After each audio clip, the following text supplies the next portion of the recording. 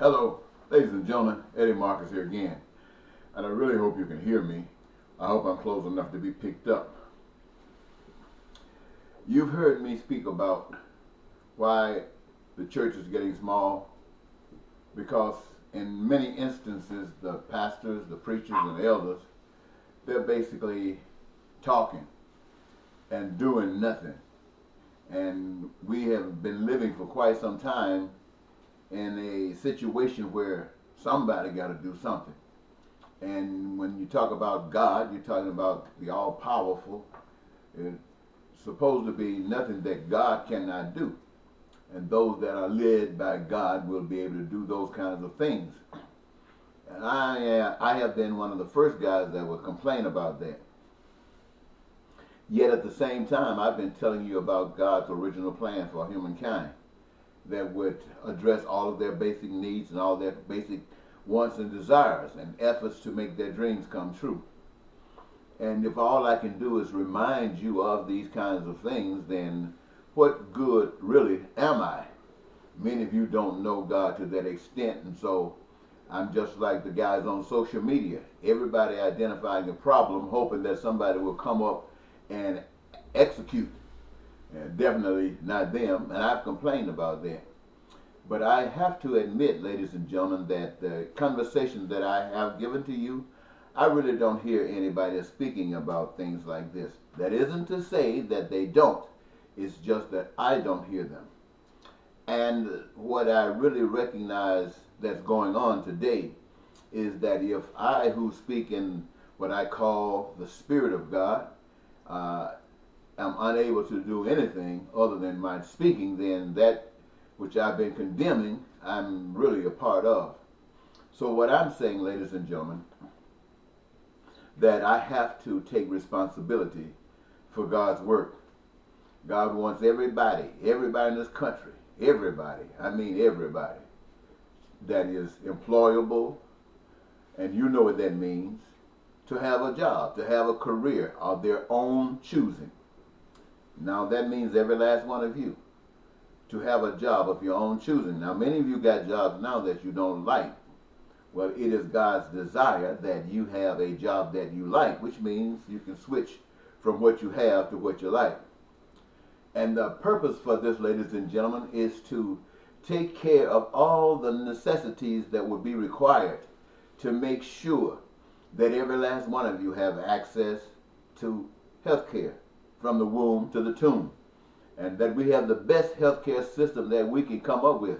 Not that our healthcare system is supposed to be better than anybody else's, but it is the best that we can come up with. And as far as fighting sicknesses and diseases, then that is our goal, to be able to master that, to make sure that as far as we can, we preserve your life, make it sustainable and happy, free from the sicknesses and disease. Now, this is what our goal is, according to what God's plan is. But not only that, God is concerned that every last one of you are educated. Those of you who need additional education to be better at whatever it is that you've been given to do, then that door is open for you.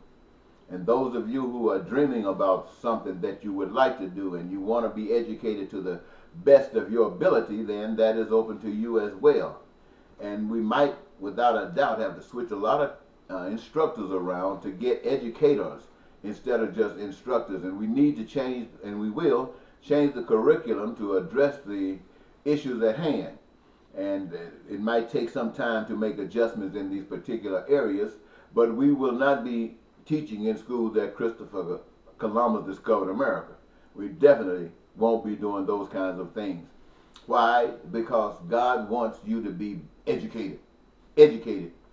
And our facilities will have to go through all the infrastructure adjustments to accommodate what God is going to do for this magnificent country. Now, aside from that, we're dealing with housing, food, and clothing.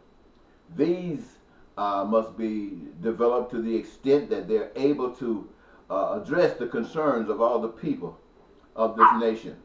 Now, I want you to know, ladies and gentlemen, I'm telling you about what God's plan is for us as human beings, not just in America, but on the earth, Right now I'm focusing on the USA.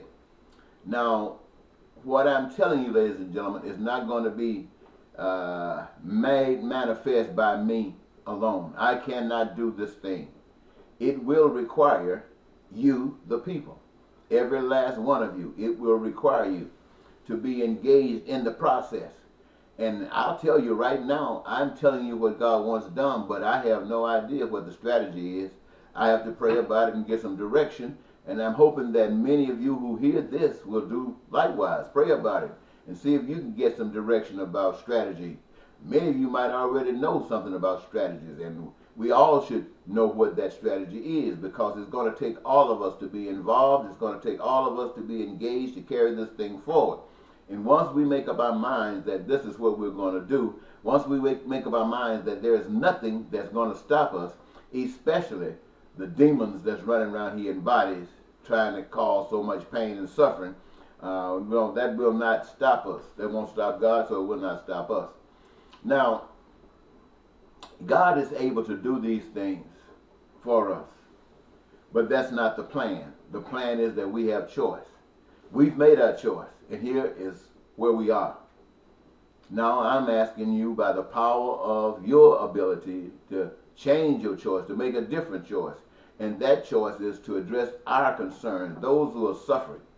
Now, you might say the jobs and careers and the different things that we will have to engage ourselves in to manifest what we're talking about. I want you to know that all of the major jobs right here that we're talking about, CEOs and corporations and how they're invested, don't worry about that. All of that stuff still belongs to God, and it is made for we the people. The reason that they have it is because they stole it. Whether they stole it with the gun, whether they stole it with the law, they stole it. And it is God's, and it belongs to all of us. So don't worry about what they're going to do. And don't even worry about the law. Donald Trump has proven to all of America the law doesn't mean anything. Only if you are afraid, only if you abide by the law, does the law have any significance. When you are above the law, he has placed himself above the law in being wrong, in doing evil things.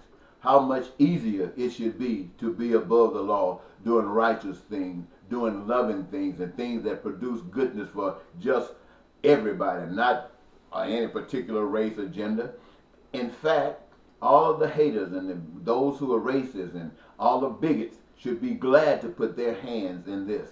And I'm sure that there will be those who won't want to have anything to do with this. Those are the ones who have no respect for God and definitely have no respect for us. I just wanted to take a moment here, ladies and gentlemen, and let you know that God wants to fix this problem. And I'm bringing it to you that God wants to fix this problem. But in order for this problem to be fixed, it's going to take you, the people, wanting to fix this problem. And there was a time back in the 60s when Martin Luther King was out doing things in the name of love and for God. They were talking about dealing with the law that had been set up that was supposed to protect you, the people, all of us. I'm not dealing with the law. I'm dealing with righteousness. I'm dealing with justice. This is the premise for which we go forward on.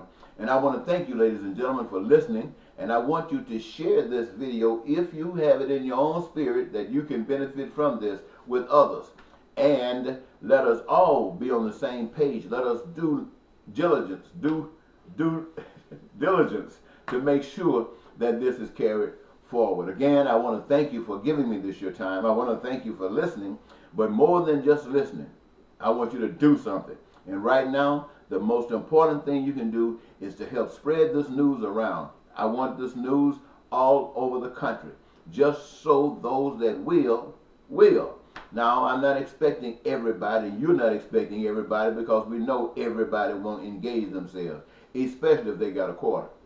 But when we stand up who don't have anything, then it will embarrass the ones who got a quarter.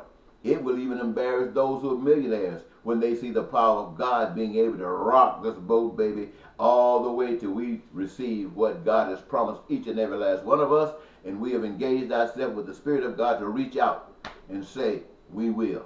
I want to thank you again. This is Eddie Marcus saying bye-bye.